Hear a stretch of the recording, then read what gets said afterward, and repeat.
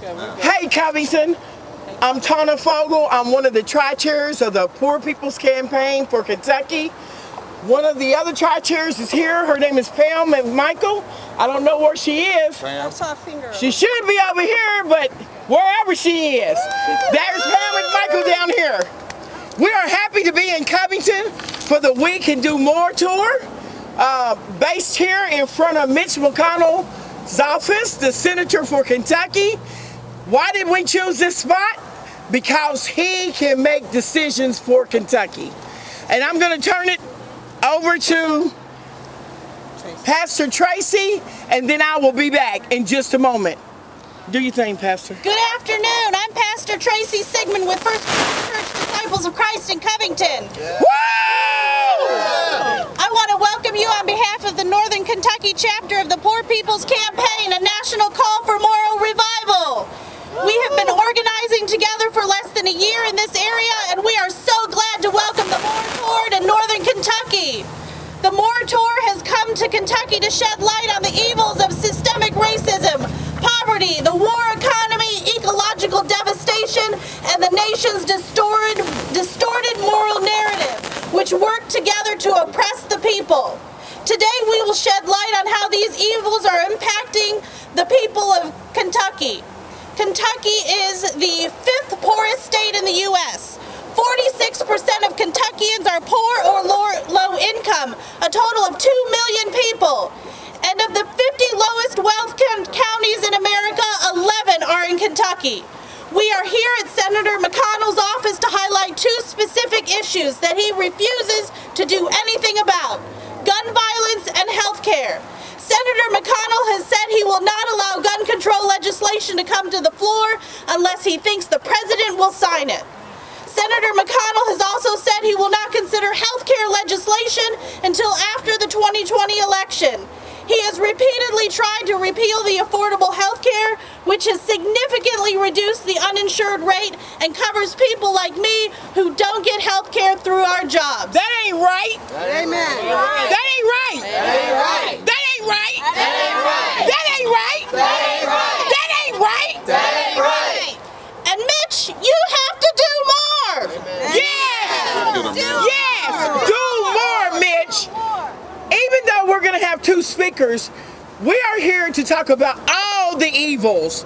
Please don't make any mistake that this is only about 2 issues as we stand here. I would like to call attention to the press. Welcome to our press release. And I would like to tell you all that you're more than welcome to join us for the rest of the tour. This is just the beginning. We're going to give you just a preview of what's getting ready to happen. Our next stop is Corbin, Kentucky. And after that, we'll be in Hazard. And we will end up at another person's area by the name of Damon Thayer. And if we talk about systemic racism and voter suppression, he is one of the people who holds up and will not allow 312,000 Kentuckians vote. They have lost their right to vote. What did you say, Serena? That ain't right. That ain't right. That ain't right. That ain't right. That ain't right. So please, if you can, join us for the entire tour around Kentucky. First speaker, or yeah, our first speaker is Karen Weatherby. Karen, come on up. There we go. Taddy and Karen, Taddy and to policy. Taddy. I can't think of a more appropriate place to share my story than in front of Mitch McConnell's office. Today I've been invited to speak to you about health care. I've been on disability since 2005 due to gastric bypass gone wrong. I went from 307 pounds to 65 pounds on a feeding tube and PICC lines. I've been in and out of nursing homes for 3 years. My last stay was 2009. After a last-ditch effort to save my life, the surgery lasted about 14 hours, many prayers that went out. When I choose a medical plan, I choose to stay on straight Medicare because the other plans look good, but most plans are junk plans. I did try, when they first started these new plans, I signed up in December with WellCare, was promised on January 8th when I had my surgery that it would be covered. I had a heart attack while having an ERCP, none of it was covered.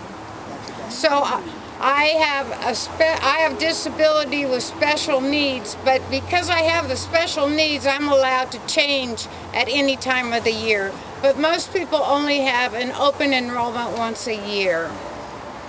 Recently, I did some checking through the internet. When you do that, your phone blows up from all kinds of insurance agents, and you just don't even want to answer your phone. And you get to hear the good things, but they don't tell you the negative things. So, which is frustrating in itself.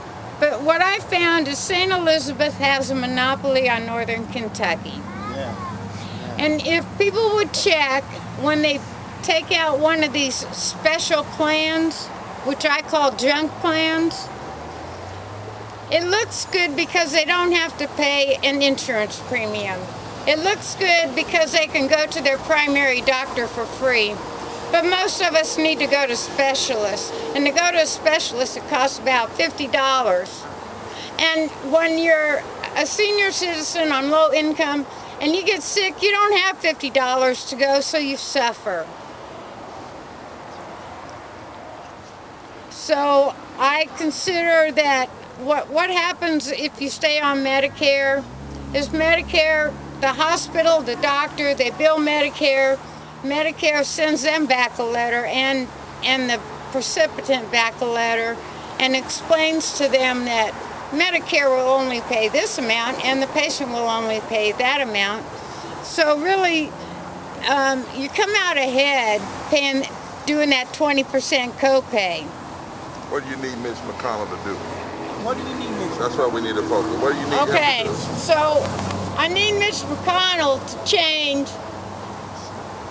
I need him to stop being cold-hearted and to care about the people that live in Kentucky. Yeah! That's right. I went to the emergency room 2 weeks ago after being doubled up in pain for 5 hours dry heaving in my gown in an emergency room. At 3 o'clock in the morning, they released me. At 3 o'clock in the morning, they released me from the emergency room. I was in a nightgown. There was no bus running. They didn't allow me to have a ride home, even though they had ways to get me home. The police gave me a choice to go to jail or walk away from the hospital. While walking away, I was propositioned. Let me ask you a question. Do you need Mitch McConnell to support health care for all people? I need Mitch McConnell to support health care for all people. Amen. Amen. And how often have you been writing him? I write him once a month or more, and I get generic letters. But then he does not care. There's no empathy. No, he doesn't care. He doesn't care about the poor people. How does it make you feel and other Kentuckians feel when Mitch McConnell is actually anti-health care for all people and in this, the richest nation in the world? How does that make you feel? It breaks my heart. It breaks my heart that, you know, it took activists, it took a lot of you that called St. Elizabeth Hospital and blew up the phones that I got the apology I needed. But we can't stop there. Right. We have to keep going. Yeah. There's a lot of people out there that are treated like me and worse than me. And people of color and immigrants, we all need to be caring about them. That's right. Yeah. That's right. That's right. Thank you. Thank you. Thank you. Thank you. Thank you. Thank you. Let's thank her. Let's thank her, everybody. And the media, we want you to hear these stories. Who's next? Deshae Barbie Deshae. Thompson. Deshae! With Brandon. Where's Deshae? Deshae, are you here? Here she comes. Come on, Very Deshae. beautiful Deshae. Speak about it, Shay. Speak about it. Thank you, Reverend. All right. All right, can everybody hear me? Yes. Awesome. Hello, my name is Deshae Thompson, and I'm here to bring attention to a topic that we are all very familiar with. Gun violence and control, a problem that is happening every single day, and there is nothing being done about it. We see more and more people and children's lives being taken due to gun violence, and the statistics are getting worse. According to the CDC, who provides our annual gun fatality data, every day 310 people are shot in the United States. Every year, 113,800 people are shot in the U.S., and almost 8,000 children and teens are shot in the U.S. alone. That ain't right. Heart-wrenching, yes. But these are the statistics. This is our reality. This is our crisis. It is my own world. I cannot escape this reality. It has become a part of my own history that I was a child and I couldn't even go outside because my parents told me at times it was not safe to even go up the street. I was that teenager seeing my mom and my dad hug my brothers tight because it was a blessing to see that it was their 18th birthday. I am that mother who hugs her own son so tight, giving extra hugs and kisses that drop off at daycare because I don't know what tomorrow brings. Sorry. It's all right. Take your time. I am that person that has been stuck by such tragedy due to gun violence, losing friends and family. Across the United States, we see timelessly over and over and over again of mass shootings and people easily accessing military-style firearms and allowing such sales to the general public. Having this easy access, it just climbs, and more people are getting military firearms from just like that. Let me ask you a question. What is it that you want Mitch McConnell to do as a senator? What is it that you wish he would do about guns? I am hoping that he can establish implement some sort of gun policy. Do you believe he should stand up to the NRA? Absolutely. Say that to the media. I believe Mitch McConnell should stand up to the NRA. Do you believe he should support taking military weapons off the street? Absolutely. Absolutely. Say it to him. Did you say that? I believe Mitch McConnell should get rid of all military assault rifles off our streets, out of our community, and stop having it so easily accessed for our children and others. Do you know someone that was killed particularly? Yes, sir. Would you tell that story? Yes, sir. So, as I break down in my speech, I just want to remind everyone that the month of August was a very traumatic time for everyone. There you go. Tell that story. And let me just remind you, just 2 months back, August 3rd, a mass shooting in Walmart in El Paso where 22 people were killed and 24 people were injured. Let me remind you that August 4th, Dayton, Ohio, where 27 people were injured, and it only happened 13 hours after El Paso. That's right. Not to mention that August month for me, it struck hard. On August 13, 2019, Keaviance Tevis, 18 years old, also known as Keeter, was shot and killed in Covington's East Side neighborhood. He was a 2019 graduate of Holmes High School, and he worked as a lifeguard at Randolph Pool. He loved his sports, he loved his music, and most of all, he loved his community and his family. He had such a bright future. So many lives are taken, and yet we still see no change. We need to make it our obligation to find ways to call upon the states and implement some sort of gun prevention laws and regulations. States also have the duty to establish measures that they can use to intervene into the community level to reduce and prevent gun violence in people's daily lives. Let me ask you one more question. Yes, sir. Because it's important at a press conference you focus. Are you a part of the Poor People's Campaign because you agree with our focus on dealing with the militarization of our community? Absolutely. Absolutely. And do you believe that Mitch McConnell's refusal to address this issue is an abdication of his responsibility to the citizens of Kentucky? Absolutely. Okay. If he does not focus on that, then we just lose more and more people every day. Okay. Let's thank her for this right now. Let this live. Thank you so much. Make that change, Mitch. Make that change. Make that change, Mitch. Make that change. Okay, yeah. Make that change, Mitch. Make that change. You are driving a black Nissan Leaf. Please go move your car now. They are about to tow it. Black Nissan Leaf. They are about to tow your car. Whose car is that? Okay, they're towing. Please move. We won't be much longer. Good afternoon. Good afternoon. My name is Reverend Dr. Liz Theo Harris. I am the co-chair of the Poor People's Campaign, a national call for moral revival that is organized in 43 states across the country, including here in Kentucky. And we were invited here today because here in the richest country in the world, there are 140 million people who are poor and low income. Here in the richest country in the world, 250,000 people die every year from poverty. Here in the richest country in the world, there are 62 million low-wage workers and 15 million families who can't afford water. And this isn't particularly true here in Kentucky. Senator Mitch McConnell, we hope that you hear our cries today. You must face this state emergency. Yes! All of our elected officials must. Because here in Kentucky, there are 2 million poor and low-income people. That is 46% of the population. That ain't right. 435,000 people of color, 1.6 million poor white people. That's 1 million women who are poor, 56% of children. Here in Kentucky, there are 271,000 people who don't have health care insurance. That ain't right. I know that ain't right.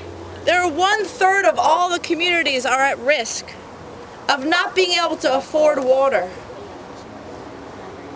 4,000 people are homeless.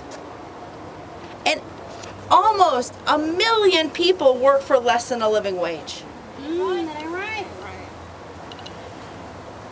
And this is all at the same time that Kentucky has spent more than $9 billion on the military, on firearms, on bringing violence into our communities. That's their plan. But even though they spend so much on the military, they do not love our veterans. No, they don't. There are 92,000 veterans in this state that have incomes of less than $35,000 a year. That is terrible. 1/3 of all the veterans in this state Stood up for us. are experiencing poverty. Well, the Bible says something must happen. Isaiah 3 says, "The Lord will enter into judgment with the leaders of the people. It is you who have devoured the land. The spoil of the poor is in your houses. What do you mean by crushing my people, by grinding the face of the poor?" Isaiah 10 says, "Woe to you who legislate evil, who defraud my people of their rights, making women and children your prey." Indeed, Senator McConnell, you continue to allow the people of Kentucky to suffer. You have responsibility for the children that go to sleep hungry. You have responsibility for the workers who are not earning their fair share. You have responsibility for the women who have to cry themselves to sleep at night because they cannot afford to take care of their kids. And you have responsibility for the veterans who languish, the veterans who take their own lives and perish. We know it doesn't have to be this way. It doesn't have to be this way. It doesn't. It doesn't have to be this way. It doesn't. It doesn't have to be this way. It doesn't. Kentucky has contributed more than $47 billion to guns and war That ain't right. over less than 20 years. Do you know what that could have done here in Kentucky? Oh yeah. That could have placed every child in Kentucky in Head Start. That could have ensured that 273,000 adults have Medicaid for the past 17 years. My Lord. Our priorities are not right, but we're building a movement. That's right. That's right. Yeah. And we're here to make Senator McConnell here and take responsibility because the people are rising up. Yes. Rise up! Rise up! That's right. So we are here for a press. I don't need it. We're here for. Let me stand right here. Get behind this. Yeah, my knee is funky. Come over here. Come right there, Liz, where you can stand right. Yeah, now. So we're here for a press conference. And we want to be very clear with the media about that, because we want to be surgical. A press conference is a little bit different than a rally. First of all, it is important that the media knows that the campaign is here by invitation. We're not helicoptering in. We are here to support what is happening on the ground with the Poor People's Campaign National Call for a Moral Revival in Kentucky. The second thing we want the media to know is that we don't just show up on the sidewalk and stand in the middle of the street. We wrote Mitch McConnell months ago, and we asked for him to meet with us, and we wrote him with the support of constituents from this state. Yeah, that's right. We asked him to meet with us, and we wanted to present, I need a copy of it, the moral budget, the moral action budget. Somebody give me a copy. We wanted to present him with this moral budget, which outlines a way to address the issues that Reverend Dr. Liz just talked about. It's not that we just say it doesn't have to be this way. It's not that we just holler it. We have the empirical data to prove that it doesn't have to be this way.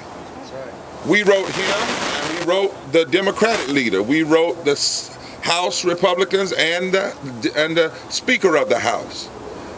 We got an offer to come, and we did go to the Budget Committee in the Congress, House of Representatives, and we presented to both Democrats and Republicans. We're not scared of anybody. Amen. That's right. We're nonpartisan, but we're not non-political. Tell it. To this date, we heard from Schumer, and we're working on a time to go, but we have not heard from Mitch McConnell. Mitch McConnell has not answered us. And when you think about that, he has not answered us. Maybe it's because Mitch McConnell has no answers. Why would you be afraid of ministers and impacted people in the state of Kentucky? Right. Amen. You can't say in Kentucky it's just a black issue or a brown issue. It's an everybody issue. Why would you be afraid, Mitch, from Kentucky? Black and white and brown and red and yellow and gay and straight and people of faith, people not of faith, simply want to sit down with you and show you a better way. Amen. A better way when it comes to health care. A better way when it comes to systemic racism. A better way when it comes to ecological devastation and the war economy. His answer, media, to this day, to his own constituents, has been no. Now, to us, that must mean no, he says to his own constituents, because I care more about big business than I care about you. No must mean I care more about the health insurance companies than I do the sick people that are dying in Kentucky. And the coal miners that are dying in Kentucky. No must mean I care more about the rich CEOs of the coal mines than the coal miners themselves. No must mean I care more about stacking the courts with regressive judges than supporting progress on civil rights. Because Mitch McConnell has refused to fix the Voting Rights Act now for over 6 years. 6 years. That's too long. Now, Strom Thurmond, who was a Republican, and that's history, that's not partisanism. Strom Thurmond, who was a Republican, he filibustered the Civil Rights Act of 1957, Liz, for 1 day. That's right. Media, listen at this. We called Strom Thurmond a racist for 1 day of filibustering. Mitch McConnell has filibustered fixing the Voting Rights Act for 365 days times 6, plus about 4 months. If Strom Thurmond was a racist for blocking the voting rights, blocking the Civil Rights Act of 57, surely in 219, when you refuse to restore the Voting Rights Act, and we have less voting rights today than we had August 6, 1965, then that means Mitch McConnell is engaged in racist public policy. And what Kentuckian needs to know is, just like he's against fixing the Voting Rights Act, he's against living wages, he's against health care, he's against treating our Native American brothers and sisters right, he's against giving our immigrant brothers and sisters the right to a just immigration policy. And we need to know that. And his no to us must mean his yes to Trump. And his yes to guns. That's what it means. And so we've come because the people here in Kentucky are going to nationalize what's happening in this state. That's right. And they've decided to connect themselves with people all over the country who have decided, as Liz said, to rise up. And not only build a movement here, but on June 20th, 2020 of next year, to build a mass movement in Washington, D.C. A Poor People's Assembly and a moral march on Washington. Now, we're in Kenton County, right? Yes. And is Kenton County, and I'm saying this for a particular reason, is Kenton County predominantly black? No. It's not, is it? No. The reason I say that, because the line that Mitch McConnell and a lot of his colleagues use is that poverty is, a people of color problem. They racialize it. Well, there are 7,280 people who are uninsured in Kenton County. That's 5% of the population. That ain't right. It is important that my white brothers and sisters understand that the Mitch McConnell that blocks the Voting Rights Act that would help people of color is the same Mitch McConnell that's blocking health care for all that's hurting white folks. 29% of this population in this county is poor and low wealth. 46,911. And Mitch McConnell's policies is not helping them. If anything, it's hurting them. So we're going to do something. First of all, we're going to take a few questions from the media because we want to be surgical. And that's why you heard these stories. Are there any questions from the media? If not, I'm going to ask you to get one of the officers, get everybody to get on the sidewalk. So since he hadn't answered the letter, and since that's public space over there, I want to see, can we walk and deliver this letter? It's private property. It's private property, but I'm going to ask anyway. Y'all just get on the sidewalk because it's a public office. So what we're going to do is we're going to get an ink pen out in a minute. And we're going to see, can we go deliver this? And if it doesn't, we still going to have everybody sign it. Everybody that's here. Somebody get your ink pens out. So are there any questions from the media? Officer, is that the State Patrol? What's his name? Officer what? Officer Mark. That's the chief. Hey, chief. Thank you. How you doing? I feel pretty good about that. I got arrested by lesser than a chief before. Chief, is that now? We got a senator's office over there, and we want to deliver a letter. Now is that the rule in writing? just like the State House. They don't even let. No, I'm just asking. Is that the rule in writing? Two people. In writing. You'll get up in the hallway and you'll figure. No, I'm not saying everybody go in. I'm saying I just we want to go to the door. We'll send 2 people in. But can we walk to the door? No. Why is that? I'm sorry to put you in this, but it ain't your fault. It's Mitch McConnell. So a senator, and I'm not picking on. We're not picking on the chief now. I'm just asking, well, I mean, but no, he's making you enforce it because he don't want to raise money for police either. I mean, but you can't get into all of that. Right, I got it. But what I'm saying is, we got a senator who's a government public official in an office that's on private property that his own citizens can't come visit him. No, let's listen. It turns different when it becomes private property. If the state owned it, you'd be okay with that. With the So how do I go as just a citizen if I just wanted to go visit? Well, first, you got to do it by appointment. That's their. Oh. But I can get 2 people up there.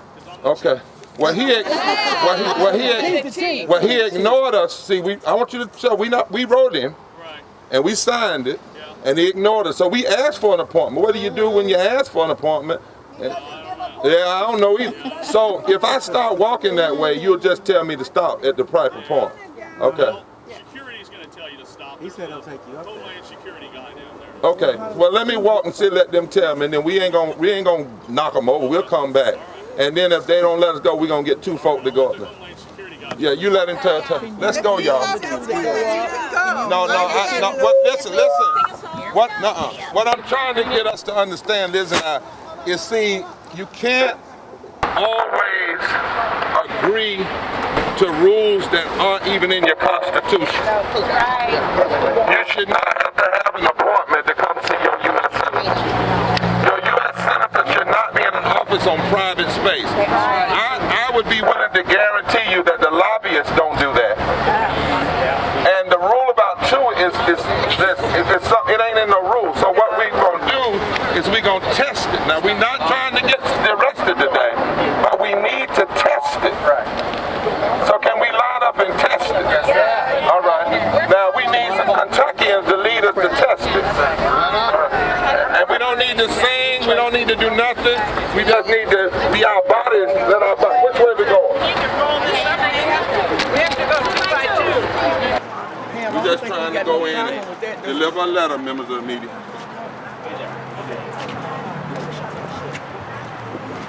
The property owner has asked that you leave the property. Well, Senator McConnell is my senator. I understand, I'm one of his constituents. I understand. We all are. I understand, but this is private property. But he is a public official? This is private property. This is owned by the Wessel Corporation, and their representatives asked you to depart. Officer, how you doing? I'm just fine, thank you. Reverend Barber, Bishop Barber. So, this is private property. Well, how do we get to a public office through private property? This is private property, and he has said leave the property. Okay, does the senator have a public space that we can go to? The space belonging to the center is leased inside private property. Its property belongs to the Wessel Corporation, and they have asked you to depart. So the corporation has that? Correct. Okay. Can we sign this letter and get it to him? I'll gladly deliver that to the senator. You. I mean, can't sue him because somebody, now the other officer said some of us could go. I'm a constituent. I understand, deliver the letter. but this is considered private property. But I'm saying all of us gonna leave. This is considered private property. So nobody in our group, even if it's just 2 people, can go. The property owner has asked you all to depart. Wow. So not even 2 people that live in the district? This has nothing to do with the district. Yes, it does. Please listen to me. This is private property. So the senator, this is not public property. Right. This is private property. We just want to be clear. We're going to leave. We're not trying to get arrested. No. Senator McConnell has his office in private space, and if his own constituents desire to come to him to talk about issues, they're not allowed. Not me. I'm from the owner's constituent. I'm just letting you know what the property owner has said. Okay. And if we go back up here and 2 of them come back, just because they're with us, they can't go. That's all on the property owner. Is he here? Yes, the property he came out and checked. He came out and informed us. Nope. Can you ask him? Now, I want to ask one more question. Reverend, I think we're good if we go to the sidewalk and two come down. Well, We just said that and he said no. that's all right. We ain't got to go. We don't want to make. We're not trying to get appeased. We're just trying. I'm trying to understand. We got a federal Homeland Security man paid for with our tax dollars, telling us we can't go. Protect the privacy.